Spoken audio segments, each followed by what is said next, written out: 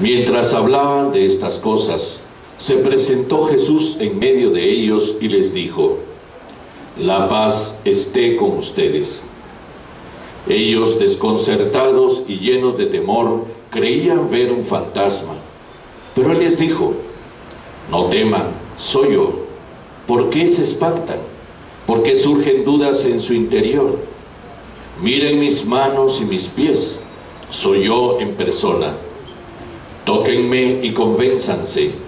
Un fantasma no tiene ni carne ni huesos, como ven que tengo yo. Y les mostró las manos y los pies. Pero como ellos no acababan de creer de pura alegría y seguían atónitos, les dijo: «¿Tienen aquí algo de comer?». Le ofrecieron un trozo de pescado asado. Él lo tomó y se puso a comer delante de ellos. Después les dijo: «Lo que ha sucedido es aquello de que les hablaba yo cuando aún estaba con ustedes, que tenía que cumplirse todo lo que estaba escrito de mí en la ley de Moisés, en los profetas y en los salmos».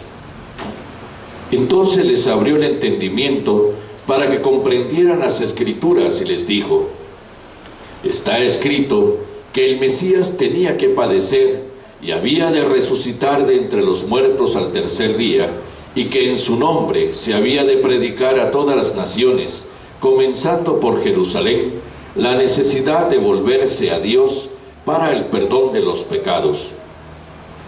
Ustedes son testigos de esto».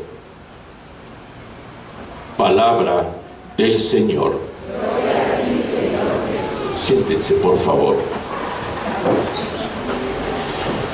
La intención de este trozo del Evangelio se resume en esta frase: está escrito que el Mesías tenía que padecer y había de resucitar de entre los muertos al tercer día, y que en su nombre se había de predicar a todas las naciones, comenzando por Jerusalén, la necesidad de volverse a Dios para el perdón de los pecados. Ustedes son testigos de esto. Si uno busca en el diccionario la definición de pecado, encuentra la definición, obviamente, ¿no? Una de ellas, y todas giran casi alrededor de lo mismo, dice: es la forma en que algunas religiones llaman la transgresión de las normas y las reglas que Dios ha puesto. El problema es dejarlo en el ámbito de lo religioso, Algunas religiones. Bueno, es verdad, nosotros los cristianos hemos puesto un nombre a algo que fuera del ámbito religioso se padece en toda la humanidad. Nosotros le hemos llamado pecado al mal como una opción, al mal como una elección libre del hombre para actuarlo, al mal precisamente que también se convierte en la razón de todos los males que existen en el mundo. Claro, si lo dejamos en el ámbito religioso, se corre el riesgo de que al final todo quede en ese ámbito, ¿no? Al final, pues los cristianos creen en eso y le piden perdón a Dios. Tanto que precisamente por eso también juzgan el cristianismo, ¿no?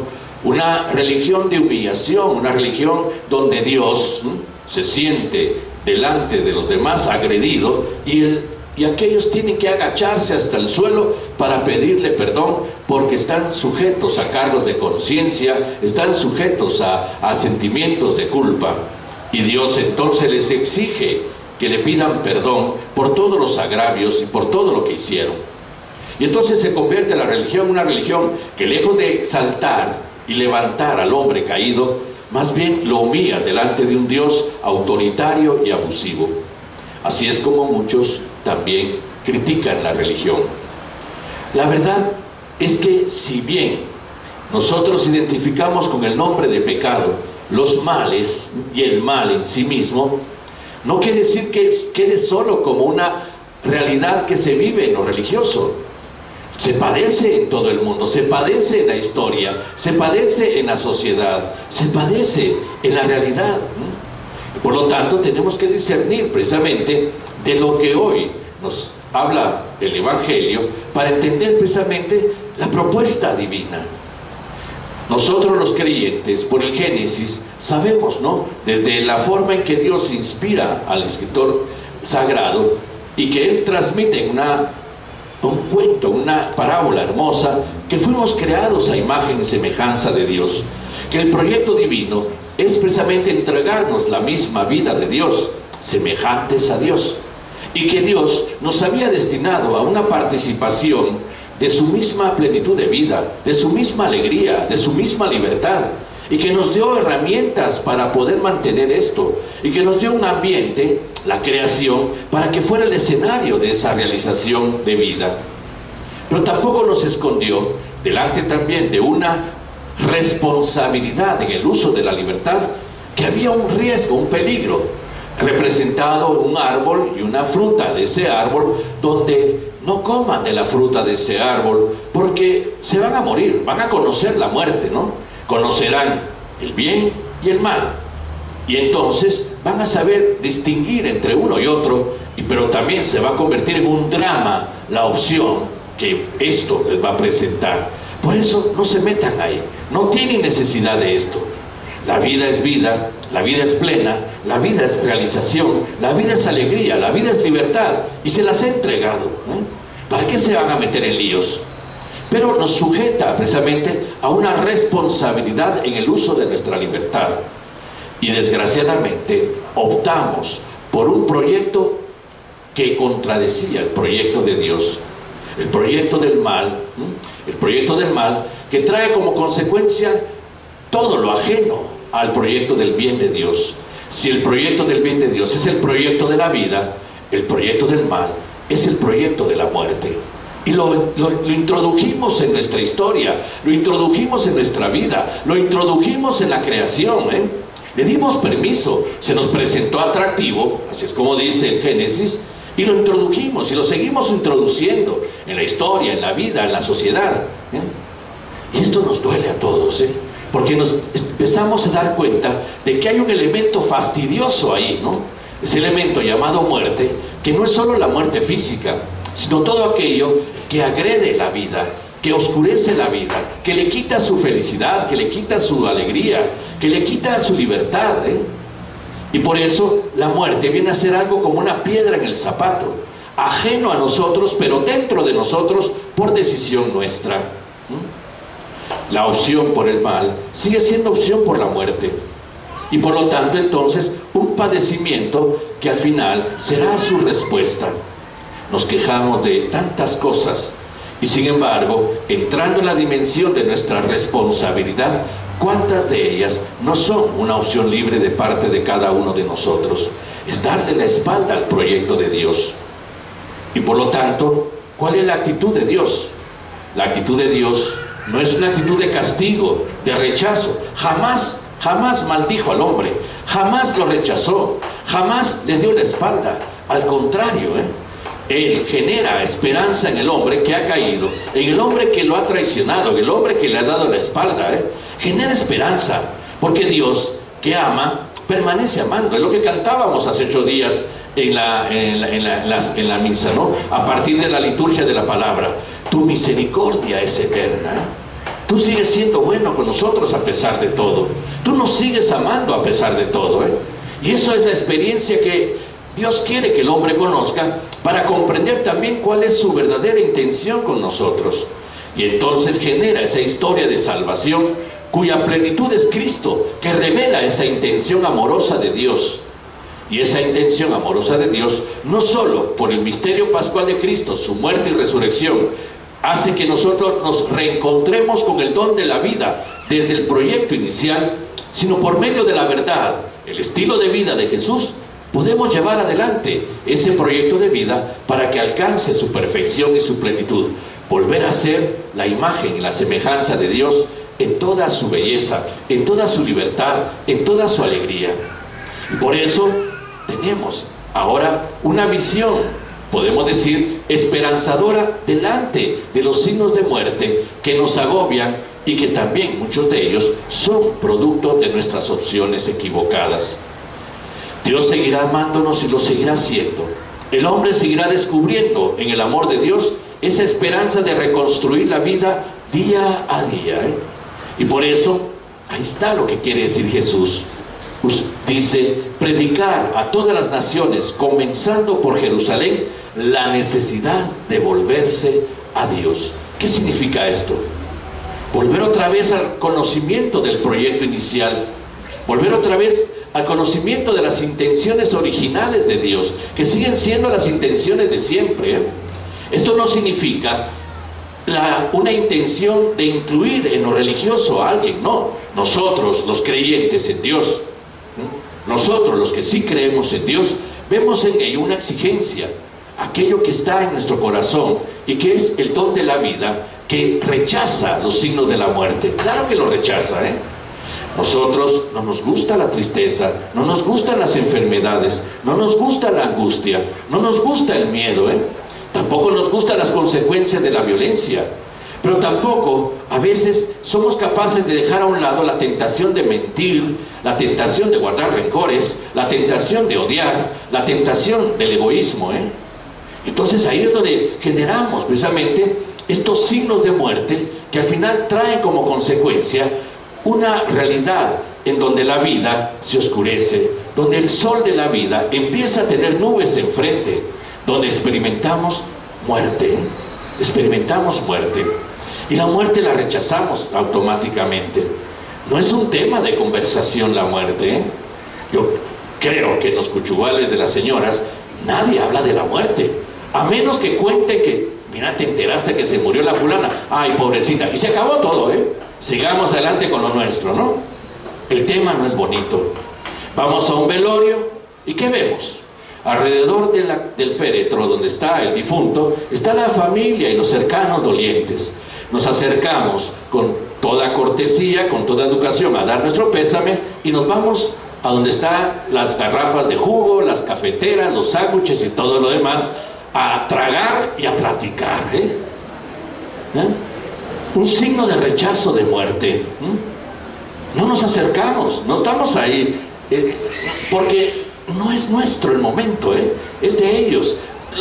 Presentamos nuestros saludos porque de una u otra forma están ligados a nosotros, pero nos alejamos, ¿eh? Nos alejamos, en la esperanza de que no nos toque tan pronto estar en esa misma situación. Todo esto es parte precisamente de sentir esa piedra en el zapato, ¿eh? Esa incomodidad de algo que quisiéramos zafarnos, y ahí está la oportunidad. ¿Cómo la describe Jesús? La necesidad de volverse a Dios. Dios, precisamente en su infinito amor, pone en evidencia delante del hombre, por el anuncio del Evangelio en Cristo, lo que significa eso, volverse a Dios. San Juan nos lo dice hoy. En esto tenemos una prueba de que conocemos a Dios, en que cumplimos sus mandamientos. Eso que está en nuestro corazón también está ahí, ¿no? Y por lo tanto, quien dice yo lo conozco pero no cumple sus mandamientos es un mentiroso, y la verdad no está en él. Pero en aquel que cumple su palabra, el amor de Dios ha llegado a su plenitud, y precisamente en esto conocemos que estamos unidos a Él, ¿no? Unidos a Él, ese entrar en esa dimensión que por medio del misterio pascual de Cristo ahora se nos es posible, unidos a Él, integrarnos de nuevo a Dios, ser parte de Él y vivir la experiencia de la vida de Dios conquistada por la muerte y resurrección de Cristo como un anticipo de ese reino que nos espera el día de nuestro bautismo. Podríamos decir que ya nuestro bautismo es el inicio de esta vida nueva, que no es otra que la vida original que Dios pensó para nosotros cuando nos creó, y nos creó por amor. Ahora nos toca cuidarla, nos toca llevarla adelante, y por eso día a día tenemos que recordar lo que dice hoy el Evangelio, la necesidad de volverse a Dios, volver a encontrar en el mandamiento del amor la bondad que existe por naturaleza en el hombre, volver a descubrir en todos los hombres esa bondad, aunque eso no signifique creer en Dios, pero para nosotros los cristianos sí significa obra de Dios, aquel que aunque no conozca a Dios, hace el bien. Y precisamente nosotros los que conocemos a Dios somos aquellos destinados a mostrar este don en medio del mundo. Ustedes son testigos de esto, nos lo está diciendo Jesús también a nosotros también. Y bueno, pues eso que llamamos pecado, ya nos demos cuenta, no está solo circunscrito a un ambiente religioso. Es el mal que el mundo padece y es el mal que hace gritar al hombre respuestas, que hace gritar al hombre precisamente alivio, consuelo, paz, esperanza. Hablamos de las guerras tan inútiles, hablamos de esta prepotencia de los grandes contra los pequeños para demostrar una fuerza que no es necesaria, y por lo tanto hacer padecer a los más pequeños y a los más sencillos. Es triste ver esas fotos de los resultados de los bombardeos en Siria en estos días, ¿no? Es doloroso, y esto se vive padeciendo en el mundo, y tristemente seguirá siendo una lógica de la estupidez humana que nunca, ¿no?, renuncia a mostrar esa prepotencia y ese poder humano que al final de cuentas a lo que lleva es hacer destrucción y no construcción. Y claro, si los grandes del mundo no descubren en ellos la capacidad de una acción distinta a la prepotencia, sobre todo cuando precisamente ha sido la prepotencia lo que ha inspirado todo su proyecto de gobierno, empezando por el Canche del Norte, que es un idiota, o con el otro, que es también un nacionalista empecinado a volver a hacer de Rusia un imperio como antes, viviríamos de otra forma, viviríamos de otra forma. ¿Y qué nos toca a nosotros los cristianos? Mostrar esperanza. Hay un poder en nosotros extraordinario, el poder del bien. Y Jesús ha mostrado, triunfando sobre el pecado y la muerte, que el poder del bien es el poder que de verdad puede vencer al mal, puede contra los efectos del mal. El poder del bien es ese volverse a Dios, descubrir el bien en nuestro corazón, porque ha permanecido siempre en la naturaleza humana, La bondad siempre está ahí.